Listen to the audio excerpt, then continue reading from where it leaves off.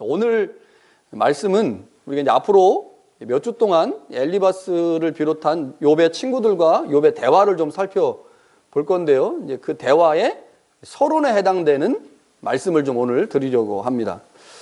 우리의 신앙생활을 이루고 있는 중요한 두 개의 축이 있습니다.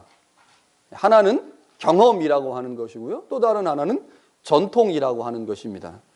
우리는 욥기에서 욥이 고난을 극복하는 과정에서 이 두 가지 경험과 전통이 충돌하고 있다는 사실을 이제 발견하게 됩니다. 이것은 욥이 새로운 하나님을 경험하면서 새로운 신앙세계를 경험하면서 시작됐고요. 구체적으로는 욥과 그의 친구들의 대화에서 이 충돌이 아주 극렬하게 일어납니다. 욥은 기존의 전통을 넘어서는 새로운 하나님에 대한 이해가 있다고 계속해서 말을 하죠. 반면에 욥의 친구들은 그들이 배운 전통적인 신앙에 근거하여 욥이 경험하고 있는 새로운 하나님을 인정하지 않습니다. 그러니까 욥은 자신이 지금 새롭게 경험한 하나님, 이 경험이라고 하는 것을 가지고 계속 친구들에게 얘기를 하고 있고요. 욥의 친구들은 자기들이 지금까지 배운 전통을 근거로 하여 네가 경험한 하나님은 잘못된 하나님이야 라고 계속 얘기를 한다는 거죠. 욥의 친구들은 계속해서 자신의 방법으로 욥의 고난의 문제를 해결해 보려고 애를 씁니다. 그렇게 함으로 전통적인 신앙을 계속 옹호하려고 하는 거죠. 자신들이 가진 그 신앙이 삶의 모든 문제를 해결할 수 있다고 자부하고 있습니다. 그러나 반면에 욥은 그렇게 생각하지 않는 거죠. 끝까지 자신의 의로움을 주장하면서 자신이 경험한 새로운 하나님, 그 하나님을 친구들에게 계속 강조합니다. 모든 교회는 전통을 가지고 있습니다. 전통이 없는 교회가 가진 문제점들을 우리는 쉽게 발견할 수가 있죠. 그래서 전통은 좋은 것이다 라고 말할 수 있습니다. 그러나 전통이 그 전통을 유지하기 위해서 틀을 강화하고 그 틀 자체 안에 전통이 갇히게 되면 그 전통이 새로운 하나님에 대한 이해를 닫아버리죠. 그때 전통은 문제가 생기게 됩니다. 그러니까 욥의 친구들이 가진 문제가 바로 이것이죠. 그들이 가지고 있는 전통, 그것은 너무나 중요하고 소중한 것이지만 그 전통의 틀을 강화시키면서 새로운 하나님에 대한 이해를 차단해 버리게 됩니다. 그러니까 욥은 새로운 하나님, 그가 경험한 새로운 하나님을 주장하는 사람이고, 욥의 친구들은 그들이 가지고 있는 전통을 가지고 새로운 하나님은 없다, 그것은 잘못된 것이다라고 계속 이야기하는 이 둘 사이의 충돌이 이제 4장부터 시작해서 욥기의 몸통 부분을 이루고 있습니다. 우리가 욥기를 볼 때 반드시 간과하면 안 되는 부분이 욥과 친구들의 대화 단락이에요. 이 대화 단락이 굉장히 길죠. 그리고 우리 욥기를 읽을 때 이 부분은 잘 관심 기울여서 읽지 않습니다. 왜냐하면 우리는 주로 욥의 서론 부분인 1장하고 2장, 그리고 마지막 결론 부분인 42장을 읽기를 좋아합니다. 욥이 고난을 받았는데 1장과 2장에서 42장에 가니까 욥이 다시 모든 게 회복됐어요. 할렐루야, 내가 지금 고난을 받고 있는데 하나님이 은혜를 주셔서 이 모든 고난이 회복되고 그래서 더 큰 부자가 된다. 얼마나 좋은 스토리입니까? 사실 그래서 이 3장부터요 41장까지 내용이 없어도 1장, 2장 그리고 42장으로 연결해도 하나의 스토리가 됩니다. 그러니까 분명히 중요해요. 서론이 중요하고 결론이 중요합니다. 그러나 욥기에서 말하고 있는 메시지를 좀 더 정확하게 이해하려면 욥과 욥의 친구들의 대화가 나와 있는 4장부터 31장까지의 내용을 매우 주의 깊게 살펴야 합니다. 사실 이 부분을 제대로 이해하지 않고서 욥기를 이해했다고 말하기가 어렵습니다. 근데 문제가 있는 거죠. 문제는 뭐겠습니까? 이 단락을 아무리 열심히 읽어도 이 단락에서 말하는 핵심을 잘 파악을 못해요. 엘리바스의 말을 계속 읽어보면 엘리바스가 무슨 얘기를 하는지 알아야 되는데 잘 모른다는 거예요. 도대체 엘리바스가 뭘 말하려고 하는 거야. 그리고 엘리바스가 말이 끝나면 이제 욥이 답변을 하거든요. 그럼 욥의 답변의 핵심이 뭔지를 잘 이해하기가 쉽지 않다는 거죠. 어렵습니다. 그럼에도 불구하고 우리가 욥기를 좀 더 잘 이해하려면 욥을 비판하고 있는 친구들의 이야기를 주의 깊게 살펴보아야 하는데, 이제 제가 주일 설교를 통해서 그것을 좀 도와드리려고 생각하고 있습니다. 처음에 욥의 친구들이 욥을 찾아왔을 때 그들은 아무 말도 없이 욥을 계속해서 지켜봤죠. 얼마나 고통이 심했는지 친구들이 너무너무 잘 알았기 때문에 아무 말을 하지 않고 7일 동안을 그냥 욥을 살펴봤습니다. 그런데 욥이 3장에서 갑자기 생일을 저주하는 거예요. 창조 세계에 역행되는 말을 막 하는 거죠. 이것을 보면서요, 친구들은 욥이 분명 문제가 있다라는 사실을 확신한 것 같습니다. 욥이 자신의 생일을 저주하는 모습을 보면서 그 친구들은 모든 고난의 원인이 욥의 잘못된 신앙에 있다라고 확신을 했습니다. 그리고 욥의 잘못된 신앙을 고쳐주고 수정해야 됐다고 생각을 하게 된 거죠. 이 3장이 결정적인 계기가 된 겁니다. 그래서 이제 4장부터 욥의 친구들이 한 명씩 욥에게 이제 권면의 말을 시작합니다. 우리가 3장에서 보았듯이요, 욥이 비록 생일을 저주하고 창조 세계를 부정하고 있지만 이것은 사실 욥이 하나님 자체를 부정하거나 하나님에 대한 신앙 자체를 부정하는 것이 아니죠. 욥이 지금까지 확고하게 믿었던 관습적이고 전통적인 신앙을 포기하고 있다고 하는 것이 그의 생일 저주의 중요한 핵심이었습니다. 그러니까 욥은 생일을 저주하면서 자기가 믿고 있었던 인과응보의 신앙과 하나님을 동일시하지 않으려고 하고 있는데, 친구들은 하나님은 곧 인과응보고 인과응보는 곧 하나님이다 라고 생각을 하고 욥에게 이제 이야기를 하는 거죠. 자, 우리가 이 욥기의 몸통 부분에 관심을 가져야 되는 이유는 새로운 경험을 근거로 해서 새로운 하나님을 이야기하고 있는 욥의 신앙과 전통적인 신앙을 고수하려고 하고 있는 친구들 사이의 갈등이 요 단락에 농축되어 있기 때문에 우리는 이 말씀들을 좀 주의 깊게 살펴보아야 합니다. 욥의 친구들이 가지고 있는 신앙은 그 당시 사회에서 정답으로 받아들여지고 있는 인과응보의 신앙이죠. 욥의 친구들은 넓은 의미에서 당대의 지혜를 가르치는 학자들이라고 볼 수 있습니다. 그들은 자신의 역할과 임무에 충실한데 오늘 이들의 역할은 뭐냐? 욥에게 닥친 고난을 해석해내는 겁니다. 욥이 도대체 왜 고난을 당하고 있는지를 해석해내는 거죠. 그런데 그 해석이 굉장히 사실 쉽습니다. 욥의 모든 고난은 그가 지은 죄 때문이다. 자, 이게 정답이에요. 이것을 이제 누구에게 누가 믿도록 해야 됩니까? 욥이 믿도록 해야 돼요. 욥을 설득시켜서 욥이 그것을 고백하고 시인하고, 그래서 욥이 회개의 자리에까지 가도록 만드는 게 이 친구들의 역할이죠. 당대의 지혜자들, 당대의 선생들이 해야 될 일입니다. 그들이 생각하기에 욥에게 필요한 것은 탄식이 아닙니다. 참회시가 아니에요. 회개하는 거예요. 근데 욥은 계속 뭐 하고 있습니까? 회개는 안 하고 뭐 하고 있어요?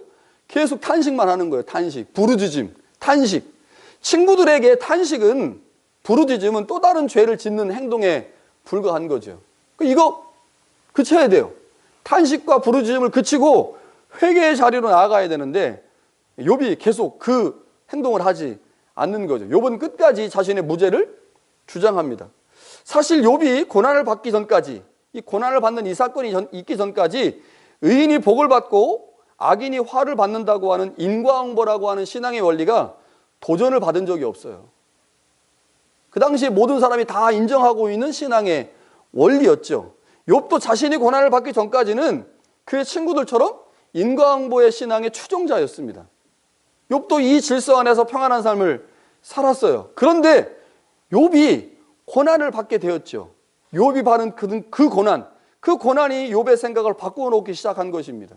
삶의 모든 중심의 원리였던 인과응보가 자신의 삶에 그대로 적용되지 않는다는 사실을 알게 된 거죠. 그러면서 욥이 지금 갈등하고 고민하면서 한편으로는 탄식하고 부르짖으며 하나님이 이 문제를 해결해 달라고 얘기를 하죠. 욥은 그렇게 하나님을 향하여 계속해서 부르짖음과 탄식함으로 하나님께 나아가고 있죠. 이것은 지금까지 자기가 믿고 있었던 인과응보라고 하는 신앙과 하나님이 동일한 게 아니다라고 지금 욥은 생각하고 있는 겁니다. 근데 친구들은 어떻습니까? 아니야, 인과응보 신앙은 곧 하나님이야, 하나님은 곧 인과응보 신앙이야 라고 말하면서 욥을 지금 설득하려고 하는 거죠. 이 단락 4장부터 31장까지 뭐 좀 더 확장시키면 엘리후까지 들어가는 그 단락들이 욥기에서 몸통을 이루고 있는 부분인데 실제로 읽어보면 굉장히 지루해요. 예, 잠언 같은 느낌도 들고 굉장히 지루합니다. 예, 그럼에도 불구하고 욥과 세 친구들의 논쟁을 차례대로 살펴볼 것입니다. 살펴볼 것인데 보면서 이제 무엇을 우리가 생각해 보아야 되냐면 친구들 엘리바스, 빌닷, 소발이라고 하는 이 세 친구가 주장하고 있는 인과응보 신앙의 내용이 뭐냐? 인과응보 신앙의 내용이 뭐냐? 그리고 그 신앙의 문제점 혹은 한계점이 뭐냐? 이걸 이해해야 됩니다.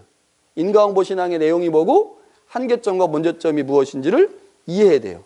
그렇게 할 때 우리의 신앙이 한 단계 성숙하고 올라갈 수 있다고 하는 거지. 앞으로 오늘 빼고요. 한 3주간에 걸쳐서 이 인과응보 신앙이 무엇인지를 친구들의 논쟁을 통해서 살펴볼 것입니다.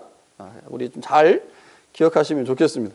제가 이제 원고를 작성한 다음에 원고에 좀 이제 자신이 없을 때가 있어요.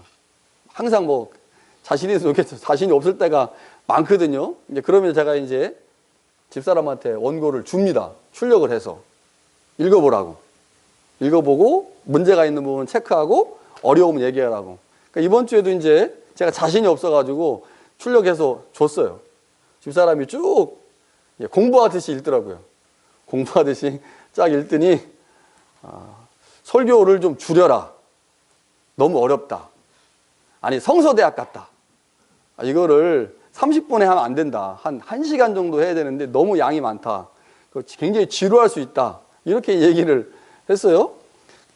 이제 다음 주에 이제 친구들의 대화에 들어가면 이제 그렇지 않겠지만 오늘은 조금 여러분 느끼시기에 성서대학을 집단으로 한다 이런 생각이 들 수도 있습니다. 그럼에도 불구하고 오늘을 잘 이해하시면 다음 주, 그 다음 주 욥기 전체를 이해하는데 굉장히 도움이 될 테니까요. 혹시 오늘 조금 듣기가 힘드셔서 어려우신 분은 내일 홈페이지에 설교가 올라가니까요. 홈페이지에 설교를 다시 한번 들으시면 잘 이해할 수 있을 것입니다. 자, 오늘 욥기를 제대로 이해하기 위해 친구들과 욥과 이 대화를 이해하기 위해서 지혜문학에 대해서 좀 살펴보려고 해요. 왜냐하면 이유는 간단해요. 자, 욥과 욥의 친구들의 대화가 지혜문학 안에 있는 책들과의 관계와 유사하기 때문에 그렇습니다. 조금 더 쉽게 얘기를 하면요. 우리가 갖고 있는 지혜문학, 뭐 예언문학도 있고 지혜문학도 있고 묵시문학도 있고 이렇게 여러 가지 문학들이 있잖아요. 근데 우리가 갖고 있는 지혜문학에 속한 책이 3권이에요. 욥기, 잠언, 전도서. 이렇게 3권이 우리가 갖고 있는 지혜문학입니다. 욥기, 잠언, 전도서. 자, 그런데 욥의 친구들, 그들이 주장하고 있는 내용을 그대로 담아내고 있는 책이 잠언입니다. 욥의 친구들의 인과응보의 신앙의 원리를 그대로 전달하고 있는 책이 잠언이고요. 그 다음에 욥은 새로운 신앙을 자꾸 얘기하지 않습니까? 그 새로운 신앙을 이야기하고 있는 책이 전도서와 욥기입니다. 자, 그러니까 욥과 욥의 친구들의 관계를 이해하려면, 이들의 대화를 이해하려면 우리가 갖고 있는 지혜문학 안에 있는 욥기, 잠언, 전도서의 관계를 이해하게 되면 이 친구들의 대화의 내용들을 훨씬 더 쉽게 이해할 수 있다고 하는 거죠. 그래서 제가 오늘 이 지혜문학 안에 있는 3권의 책의 관계를 조금 설명하면서 요 관계가 잘 이해가 되면 욥과 욥의 친구들의 대화가 좀 더 쉽게 이해될 수 있습니다. 자, 잠언은요, 이스라엘의 전통적인 지혜를 말하는 책입니다. 이스라엘의 전통적인 지혜. 그 전통적인 지혜를 한마디로 뭐라고 불러요? 인과응보. 인과응보의 신앙을 가르쳐주는 책이 잠언입니다. 반면에 전도서와 욥기는 전통적인 지혜의 한계를 극복하려고 쓰여진 책입니다. 그러니까 전통적인 지혜가 문제가 없거나 한계가 없다면 얼마나 좋겠습니까? 그러나 시간이 지나면서 역사가 흐르면서 전통적인 지혜의 한계, 문제점들이 발생을 하게 됐고 이것을 극복하기 위해서 쓰여진 책이 전도서와 욥기라고 하는 거죠. 특별히 욥기는 전통적인 지혜, 즉 인과응보의 신앙을 인과응보의 신앙의 한계를 비판하면서 인과응보의 신앙 외에 또 다른 지혜와 신앙이 존재하고 있다라고 하는 사실을 말해주는 책이 욥기입니다. 그래서 이제 중요한 거죠. 아까 말씀드렸듯이 욥의 친구들은 지혜문학 중에서 잠언과 짝을 이루고 있고요. 욥은 전도서나 욥기와 짝을 이루고 있습니다. 따라서 지혜문학 안에 있는 전통적인 지혜를 말하는 잠언과 그 한계를 극복하려고 하는 전도서나 욥기의 관계를 살펴보면 앞으로 진행하게 될 욥과 친구들의 대화를 좀 더 잘 이해할 수 있다고 하는 거죠. 자, 여기까지 잘 따라오고 계시죠? 예. 이런 얘기하면 또 기분 나빠하시는 분들이 계세요. 나 잘 따라오고 있는데 목사님 그런 얘기 하세요. 그런데 제가 계속 말씀드리지만 이렇게 조금 이렇게 학적인 거를 하면 제가 굉장히 부담이 돼서 그러는 거니까. 자, 잠언에서 말하는 지혜는 이스라엘 전통 안에 있는 지혜입니다. 이스라엘의 전통 안에 있는 지혜예요. 전통적인 지혜가 발견한 가장 중요한 신앙의 원리, 인과응보입니다. 이 전통적인 신앙이 발견한 가장 중요한 원리가 인과응보예요. 자, 인과응보라는 것 잘 알고 있죠? 하나님을 잘 섬기고 경외하는 자는 물질의 복과 건강의 복을 받지만 하나님을 잘 섬기지 않고 말씀을 거역하는 자는 저주와 화를 받는다. 이게 이제 인과응보의 신앙이죠. 이것은 하나님으로부터 받은 지혜를 가진 사람들이 아주 오랜 시간을 보내면서 만들어낸 신앙의 원리입니다. 지속적이고 반복적인 과정을 겪으면서 사람들은 하나님의 법칙을 발견했는데 그게 뭐냐? 어떤 일이든지 간에 그것의 원인과 결과가 있다는 거죠. 원인이 있고 결과가 있어요. 어떤 행위든지 간에 그것에 대한 보응이 존재한다. 그래서 하나님을 잘 섬기고 신앙생활을 잘하면 복을 받고 그러나 하나님을 잘 섬기지 않고 엉터리로 생활하면 그것에 대한 보응으로 저주가 임한다라고 하는 것을 지속적이고 반복적인 과정을 통해 이스라엘 사람들은 발견한 거예요. 이것을 알게 됐고 이것을 인과응보의 신앙이라고 말하면서 후대에게 열심히 가르친 거죠. 교육을 통해서 후손들이 야, 하나님 잘 섬기면 복받아. 하나님 잘못 섬기면 저주받아. 자, 그러니까 하나님 잘 섬겨야 돼 라고 하면서 계속해서 후세에게 교육을 통해서 그 지혜를 물려준 겁니다. 자, 그렇기 때문에 이렇게 전통적인 지혜를 획득하는 지혜라고 불러요. 획득하는 지혜. 얻을 수 있다. 내가 공부해서. 그러니까 나보다 먼저 오랫동안 삶을 산 사람들의 지혜를 내가 배우면 내가 그것을 통해서 삶을 잘 살 수가 있더라. 이게 이제 이스라엘 사람들이 알게 된 지혜죠. 인과응보 신앙에서 하나님을 잘 섬긴다라고 하는 것은 하나님의 율법을 잘 지킨다라고 하는 의미입니다. 하나님을 잘 섬긴다라고 하는 것은 율법을 잘 지킨다. 자, 율법을 잘 지키는 자에게 하나님이 주시는 선물이 있어요. 그게 뭘까요? 그게 지혜입니다. 하나님을 잘 섬기면 지혜를 주세요. 그 지혜는 세계와 사람 그리고 하나님과의 관계에서 드러나는 법칙을 파악할 수 있게 만들어요. 그러니까 지혜가 있다. 세상 돌아가는 게 보이는 거예요. 관계가 어떻게 돌아가는지 보이는 거죠. 어떤 일정한 법칙과 관계가 존재하는구나. 이것을 지혜를 얻은 사람이 알게 되죠. 그러면 그 지혜를 얻은 사람이 그 법칙을 파악하게 되면요, 악에서 벗어나기도 하고 성공적인 인생을 살아가면서 엄청나게 많은 부를 얻게 된다는 거죠. 이게 인과응보 신앙입니다. 그런데 여기서 지혜를 얻는 과정에서 중요한 역할을 감당하는 게 있습니다. 그게 뭐냐면 이성입니다. 이성과 지성. 그래서 이 인과응보 신앙, 전통적인 지혜는요, 이성과 지성을 매우 중요하게 여기죠. 그래서 인간에게 있는 이성과 지성이 법칙을 파악하게 하고 그 이성과 지성을 잘 활용하게 되면 이 땅에서 매우 부하게, 매우 잘 살 수 있다라고 하는 것이 이 전통적인 신앙이 갖고 있는 인간관이고 신앙관이죠. 이걸 이제 조금 어려운 말로 인간에 대한 낙관적인 입장을 갖고 있다라고 얘기를 합니다. 인간에 대한 낙관적인 입장을 갖고 있다. 자, 그런데 여기서 말하는 지혜는 분명히 한계를 가지고 있어요. 그게 뭐냐? 하나님이 정하신 지혜는 반드시 하나님을 경외하는 자들에게만 주어지는 지혜입니다. 여기 이제 중요해요. 자, 잠언에 보면 1장 7절하고요, 9장 10절에 보면 이런 말씀이 있습니다. 여호와를 경외하는 것이 지혜의 근본이다. 자, 그러니까 하나님께서 세상에 지혜를 숨겨놓으셨어요. 지혜를 숨겨놓으셔서. 그래서 그 지혜를 발견하면 그 지혜를 통해서 세상의 원리를, 법칙을 파악하게 되고 원리와 법칙을 파악하면 이 땅에서 부하게 잘 살 수 있는 거예요. 근데 그 지혜를 누구에게 주시느냐? 오직 여호와를 경외하는 자들에게만 주시는 겁니다. 이것이 하나님이 정해놓은 지혜의 한계입니다. 하나님을 경외하지 않고 지혜를 얻으려고 하는 사람들, 그들의 그 지혜는 하나님을 경외하지 않고 얻은 지혜이기 때문에 인간을 타락하게 만듭니다. 자, 이게 이제 잠언에서 말하고자 하는 전통적인 지혜이죠. 잠언은 전통적인 지혜 사상에 대해서도 분명히 가르쳐 주면서 그 지혜의 한계를 설정하고 있습니다. 그렇게 하나님을 경외하는 자들에게는 지혜가 임해서 부와 복을 얻게 하지만 그것은 결코 개인의 타락으로 나타나지 않는 거죠. 왜냐하면 여호와를 경외한 상태에서 얻은 지혜이기 때문에 그런 거예요. 그러니까 여러분, 돈을 많이 벌고 싶다, 돈을 많이 갖고 싶다 그러면 여호와를 잘 섬겨야 돼요. 여호와를 잘 섬긴 상태에서 얻게 되는 부는 그것을 개인의 타락으로 만들지 않지만 반대로요, 여호와를 경외하지 않는 상태에서 돈을 많이 벌면 어떻게 될까요? 그게 타락으로 나타나는 거죠. 그러니까 하나님을 경외하지 않는 자들이 이성을 남용해서 얻어진 부와 부귀는 결국 인간을 타락으로 이끌게 만든다는 거죠. 이게 이제 전통적인 지혜가 말하고 있는 내용입니다.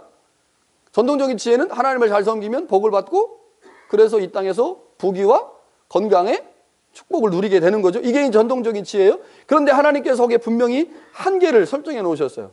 나를 잘 섬기는 자, 여호와의 율법을 잘 지키는 자들에게 내가 지혜를 줄 것이다.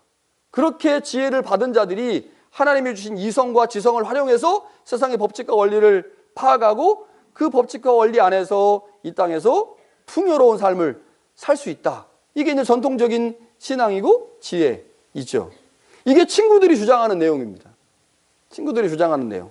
자, 그런데요, 시간이 지나면서 전통적인 지혜가 한계에 직면하게 됩니다. 자, 전통적인 지혜의 한계는 하나님에 대한 경외를 하지 않음에도 불구하고 여전히 자신들이 만들어 놓은 전통 안에서 지혜를 찾을 수 있다고 생각하는 거예요. 자, 이런 거죠. 자, 우리가 이제 하나님 경외를 알맹이라고 생각을 해보세요. 그리고 그 하나님 경외를 통해서 우리가 지속적으로 지혜를 찾고 그래서 지혜의 방법들을 알게 되고 후손들에게 그 지혜를 설명해주고 가르쳐줄 수 있게 되는 것. 이것은 형식이죠, 형식. 껍데기. 자, 그러니까 하나님 경외라고 하는 알맹이가 없는데도 그들이 지금까지 만들어 놓은 전통, 지금까지 만들어 놓은 지혜 학교라고 하는 것 안에서 지혜를 얻을 수 있다라고 생각하는 것들이 나타나기 시작했다는 거예요. 그러니까 하나님을 경외해야만 지혜를 얻을 수가 있는데 하나님을 경외하지 않고도 지혜를 얻을 수 있다고 생각을 한 거예요. 왜냐하면 우리가 지금까지 100년, 200년, 300년, 500년 동안 지혜 학교를 운영해서 그 학교 안에서 지혜를 가르쳤거든요. 그 지혜를 가르치니까 그 가르치는 그 과목을 이수하면 지혜를 얻을 수 있다고 생각을 하는 거죠. 뭐는 빠졌는데요? 하나님의 경외는 빠졌는데. 이렇게 되는 거죠. 더 나아가서요, 인간의 이 악함이 이 안에 이제 작동하기 시작하는데, 인간의 악함은 신앙의 원리를 넘어선 이성, 인간의 능력에 대해서 강조를 하게 되는 거죠. 그러니까 분명히 하나님을 잘 섬기고 율법을 잘 지켰을 때 그 율법을 잘 지킬 수 있도록 하나님이 우리의 이성을 깨워주시고 이성을 통해서 일정한 법칙을 발견하게 했는데, 인간의 악함이라는 게 하나님을 섬기지 않으면서도 인간의 이성을 절대화하면서 나는 하나님 없이도 이거 얼마든지 할 수 있고 하나님 없이도 이거 얼마든지 깨달을 수 있다라고 하는 생각들이 점점점 나타나게 됐다는 거죠. 이게 이제 전통적인 지혜가 갖고 있었던 한계였는데, 그 하나님이 그것을 아시고 반드시 너희들이 이 땅을 지혜롭게 살려면, 이 땅에서 법칙을 발견하고 이 땅에서 부를 누리려면 여호와를 경외해야 돼. 그것이 반드시 중요해라고 계속 이야기를 하고 있는데도 불구하고 인간에게 이런 이성에 대한 잘못된 남용, 그리고 전통이라고 하는 것을 고수하면서 알맹이는 없고 껍데기만 존재하는, 그러니까 이런 신앙들이 나타나게 됐다는 거죠. 하나님을 경외하는 자들에게 이성은 하나님을 더 깊이 알고 이해하는 도구가 됩니다. 그렇죠? 우리가 하나님을 경외하면 그 경외하기 때문에 인간이 가지고 있는 이성이 하나님 없다라고 말하지 않고 하나님의 존재를 어떻게 확실히 이해하고 사람들에게 알게 할까를 생각하는 게 우리의 이성인데, 하나님을 경외하지 않게 되면 어떻게 돼요? 우리의 이성이 하나님 없는 세상을 만들려고 하잖아요. 신앙 안에도 그런 것들이 있죠. 그러니까 이러한 잘못된 점들이 이제 나타나기 시작을 했다는 거죠. 자, 이렇게 전통적인 지혜가 한계를 맞닥뜨리게 되면서 두 개의 책이 나온 거예요. 하나는 전도서고 하나는 욥기라고 하는 거죠. 전도서는요, 이러한 전통적인 지혜의 남용에 대해서 지적을 합니다. 그것은 하나님에 대한 경외에서 시작한 지혜가 그 기초를 잃어버렸다라고 얘기하는 거예요. 그러니까 하나님을 경외하고 그 경외에서 지혜가 출발했는데 인간의 완악함, 인간의 악함 때문에 하나님을 경외하지 않으면서도 자신들이 만들어 놓은 전통 안에서 지혜를 얻을 수 있다고 생각하고, 하나님을 경외하지 않으면서도 하나님이 우리 가운데 주신 지성과 이성을 통해서 지혜를 얻을 수 있다고 생각하는 사람이 점점 많아지게 됐다는 거죠. 그러니까 이런 상황에서 전도서는 이런 전통적인 지혜의 남용에 대해서 지적합니다. 뭐라고 지적하겠습니까? 진짜 지혜는 하나님 경외에서 시작된 거다. 그러니까 다시 하나님 경외 쪽으로 우리의 중심을 옮겨야 된다라고 얘기를 하는 거예요. 전통적인 지혜에서 이성을 강조하고 지성을 강조합니다. 자신들이 만들어 놓은 전통이라고 하는 틀을 강조해요. 그런데 그것만 가지고 하나님을 제대로 이해한다고 말할 수 없다. 그러니 다시 하나님을 경외하는 쪽으로 우리의 시선을 돌려서 하나님 경외를 해야 그게 진짜 지혜를 얻는 거다. 전도자가 계속 세상은 허무하다, 낙이 없다, 헛되다 계속 얘기를 하잖아요. 전도서를 보면 그 헛되다라고 하는 내용의 의미가 뭐겠습니까? 인간의 이성을 막 강조해요. 인간의 지성을 강조해요. 인간의 경험을 강조하고 인간의 전통을 막 강조하는데 그렇게 얻은 지혜 다 헛되다는 거죠. 여러분, 지금 과학이 얼마나 발달했습니까? 이거 다 어디서 얻은 지혜예요? 하나님 경외 없이 얻은 지혜들이 많잖아요. 이렇게 발달한 과학들, 엄청나게 과학이 발달했는데 그 과학을 살펴보고 있으면 허무할 때가 있거든요. 그러니까 이런 것들을 지금 전도자가 계속 얘기를 하는 거죠. 전도자는요, 지혜의 남용에 대해서 낙관적인 인간론을 버려라. 인간의 이성과 지성이 무엇인가 할 수 있다고 하는 생각을 버려라. 대신 하나님 경외 쪽으로 우리의 무게중심을 옮겨야 된다. 그래야 진짜 지혜를 얻을 수 있다라고 얘기를 하죠. 전도서의 마지막 부분이 이렇게 되어 있습니다. 이 일의 결국을 다 들었다. 하나님을 경외하고 그 명령들을 지켜라. 이것이 모든 사람의 본분이다. 하나님은 모든 행위와 모든 은밀한 일을 선악간에 심판하신다.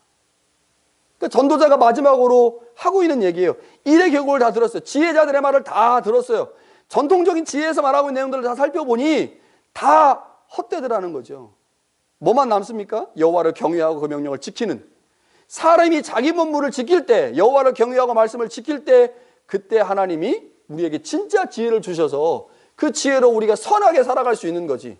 하나님 경외를 버린 인간의 이성과 전통을 강조하는 지혜로는 하나님을 기쁘시게 할 수 없다라고 하는 것이 전도서의 얘기입니다. 전도서는 전통적 지혜에 대해서 부정적이고 절망적 입장을 가지고 있어요. 사람은 주저없게 자기가 삶의 모든 수수께끼를 해결할 수 있다고 착각하지 말아야 된다고 얘기합니다. 그러니까 전통적인 지혜에서 계속 인간의 가능성을 막 이야기하고 인간의 이성과 지성을 계속 찬양하고 높이니까 어떻게 되는 거예요? 마치 자기가 모든 것을 아는 것처럼, 모든 삶의 문제를 다 해결할 수 있는 것처럼, 삶의 수수께끼를 다 해결할 수 있는 것처럼 아는 척을 한다는 거죠. 그러면서 결국 본분을 지키지 못하는, 마치 자기가 하나님이 되려고 하는 것처럼 이렇게 돼버린다는 거죠. 전도서는 분명히 말합니다. 하나님에 대한 경외심을 품고 하나님의 결정을 인정하는 것이 우리가 해야 될 일이라는 거죠. 사람의 몫은 하나님을 섬기는 것이지, 자기 본분을 다 지키는 것은 하나님의 율법을 지키는 것이지, 하나님처럼 모든 것을 안다고 착각하는 거 아니다라고 하는 것이 전도서의 메시지죠.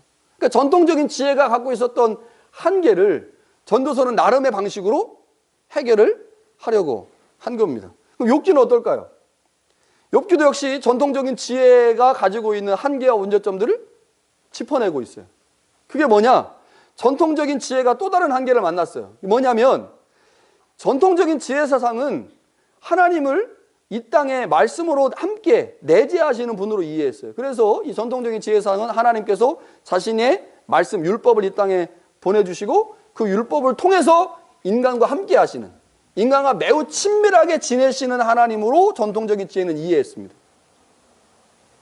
이게 이제 전통적인 지혜 사상이나 전통적인 신앙 사상이 그렇게 얘기를 한 거예요. 이게 이제 내재적 하나님이라고 이제 표현이 되는데, 하나님께서 이 땅에 일정한 법칙을 심어 두셨다는 거예요. 전통적인 사상이 그렇게 얘기를 하는 거예요. 일정한 법칙을 심어 두셨어요. 그래서 하나님을 잘 섬기고 순종하면 그 법칙을 발견할 수 있죠. 그 법칙을 발견하면 삶이 형통해지는 겁니다. 자, 그러나 전통적인 지혜 사상으로 해결할 수 없는 부분이 등장을 하기 시작한 겁니다. 그게 뭐냐면 욥기에서 나오고 있는 의인의 고난 문제예요. 의인의 고난. 의인은 고난받으면 됩니까? 안 됩니까?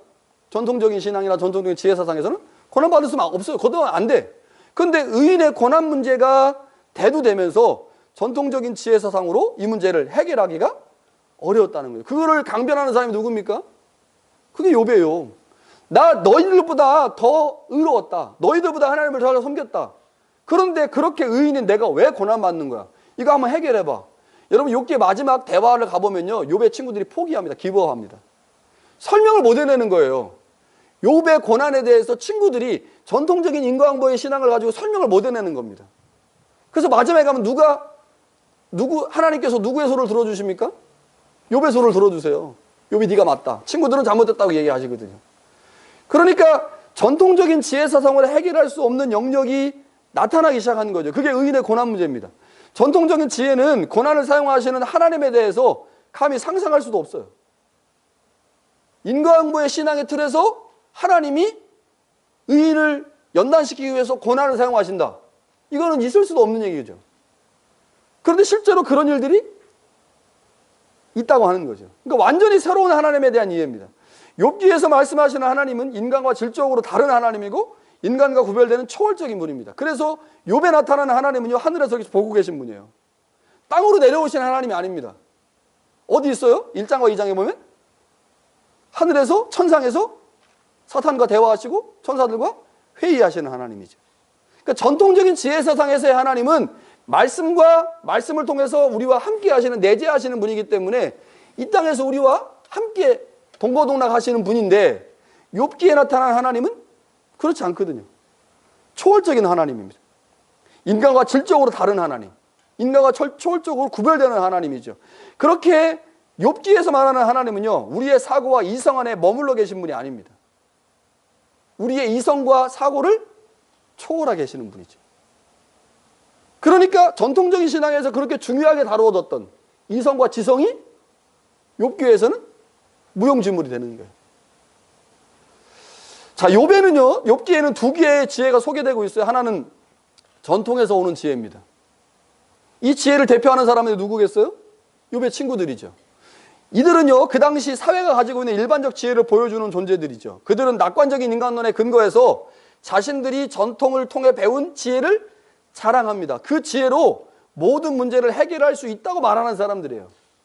하나님을 경외함으로 얻어진 이 지혜 가지고 모든 것을 해결할 수 있다라고 얘기를 하죠. 그러나 사실 그들은 욥의 고난의 문제를 정확하게 찾아내지 못합니다. 끝까지 찾아내지 못해요. 그리고 하나님에게도 인정받지 못하죠. 이것이 바로 전통적인 지혜가 가지고 있는 한계입니다. 그러니까 욥기에서요, 우리는 하나님에 의해서 새롭게 다가오시는 지혜라고 하는 또 다른 것이 있다는 사실을 알게 되죠. 그러니까 이 전통적인 지혜를 주장하고 전통적인 지혜를 옹호하는 사람들이 누구냐?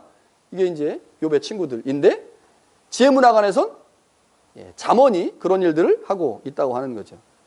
욥기에서 우리는 하나님에 의해서 새롭게 다가오는 새로운 지혜가 존재하고 있지만, 전통적인 지혜에 얽매고 있을 때 어떤 문제가 발생하는지를 분명히 친구들을 통해서 알 수 있게 됩니다. 여러분, 예외가 있다는 사실을 친구들이 간과한 거예요. 예외가 있다. 하나님은 언제든지 예외가 있거든요. 병에 걸리면 죽어야 돼요. 그런데 하나님은 그 병에서 우리를 고쳐주시죠. 예외가 있는 거거든요. 고난과 질병이라고 하는 것이 반드시 죄라고 하는 원인에서만 기인한 거냐? 그렇지 않을 수 있다라고 하는 것이 욥기가 말하고 있는 내용이라는 거죠. 친구들은 뭡니까? 고난과 질병은 반드시 죄 때문에 그런 거다. 죄가 있으면 그 죄 때문에 고난과 질병이 있다라고 그렇게 주장하지만, 욥은 그렇게 주장하지 않는 거죠. 또 다른 하나는요, 욥이 경험한 경험을 통해서 얻은 지혜입니다. 욥은 자신이 경험하고 있는 고난을 통해 전통적인 지혜 사상과 신앙을 비판하면서 하나님에 대한 새로운 인식을 시도하죠. 이것은 욥을 통해서 보여주시는 것인데, 욥기에서 고난은 정통적인 지혜 한계를 극복하고 새롭게 다가오시는 하나님을 경험하게 만드는 가장 중요한 도구입니다. 그러니까 욥기에서 고난이 계속 강조되고 있는 이유는, 고난이라고 하는 것이 새로운 하나님을 경험하게 만드는 중요한 통로라는 거죠. 그런데 그 고난은 어디에 없는 거예요? 전통적인 신앙, 인과응보의 신앙에서 의인에게는 결코 존재하지 않는 것인데, 그 고난이라고 하는 걸 통해서 새로운 하나님에 대한 경험을 가능하게 만든다는 거죠. 자, 이제 우리가 욥과 욥의 친구들의 대화를 이제 살펴보게 될 텐데요. 욥과 욥의 친구들은 계속해서 충돌합니다. 욥의 친구들은 계속 인과응보의 신앙을 가지고 욥을 회개하는 쪽으로 몰아가죠. 그런데 욥은 그 친구들의 말에 계속 반대하면서 나는 의로웠다, 나는 의롭다, 나는 죄를 짓지 않았다고 계속 얘기하면서 충돌하게 됩니다. 그들의 대화를 통해서 이제 욥이 경험한 이 새로운 신앙이 무엇이고, 또 전통적이고 관습적인 인과응보의 신앙이 무엇인지를 이제 알게 됩니다. 자, 여기서 한 가지 우리가 중요하게 기억해야 될 게 있습니다. 하나님이 우리에게 잠언도 주셨고 욥기도 주셨다는 거예요. 이게 하나님의 놀라운 은혜입니다. 자, 하나님이 우리에게 인과응보로 대표되는 전통적인 지혜도 요구하신다는 말이고요. 또한 그것을 넘어서는 새로운 지혜도 요구한다는 말입니다. 지혜 문학 안에 두 가지가 다 있다는 거예요. 전통적인 지혜를, 인과응보를 주장하고 인과응보를 말하는 잠언이라고 하는 책도 주셨고, 그 인과응보를 넘어서는 새로운 지혜가 있다는 사실을 말해주는 욥기라는 책도 우리 가운데 주셨다는 거죠. 이 두 가지를 통해서 우리가 무엇을 알 수 있느냐? 하나님은 우리가 경험과 전통의 조화를 요구하신다고 하는 거죠. 어떤 경우에 고난은 우리의 잘못과 죄의 결과로 나타나기도 하지만, 어떤 경우에 고난은 하나님이 우리를 더 큰 믿음의 사람으로 세우기 위해서 허락하시기도 한다고 하는 것, 그것을 기억해야 된다는 거죠. 고난의 두 가지 측면이 있다고 하는 것입니다. 우리의 신앙에 두 가지 측면이 있다고 하는 거죠. 전통을 중요하게 여기고 그 안에서 하나님의 나라를 세우는 것이 중요하지만, 또한 그 전통을 넘어서는 새로움을 추구하는 것도 필요하다는 거죠. 우리는 이성과 감정 모두를 동원해서 하나님을 경험해야 한다는 것이죠. 우리의 이성을 통해 하나님의 말씀을 연구하는 것이 필요하고, 또한 뜨거운 찬양과 기도의 현장에서 우리의 마음이 하나님을 향해 열려 있는 것도 필요하다는 거죠. 여러분, 사실 욥기가 우리 가운데 요구하고 있는 것은요, 균형 잡힌 신앙입니다. 균형 잡힌 신앙이에요. 그런데 왜 균형 잡힌 신앙을 말하면서 새로운 신앙을 계속 얘기하냐면, 우리의 신앙이 한번 틀에 갇히면, 한번 울타리에 들어가면 그 울타리를 나오지 않으려고 하는 습성이 강하고, 또 틀에 한번 갇히면 그 틀을 벗어나지 않으려고 하는 습성이 너무 강하기 때문에, 욥기라고 하는 지혜 문학을 통해서 우리가 하나님을 경외하고 신뢰할 때 하나님 우리에게 지혜를 주시고, 그 지혜를 통해서 세상을 판단하고 세상을 넉넉하게 살아갈 수 있지만, 우리가 그 땅을 그렇게 살아가면서 종종 하나님이 우리의 삶의 자리에 직접 개입하셔서 고난을 통해서 우리의 삶의 방향을 틀어가실 때가 있다라고 하는 것을 인정하라는 거죠.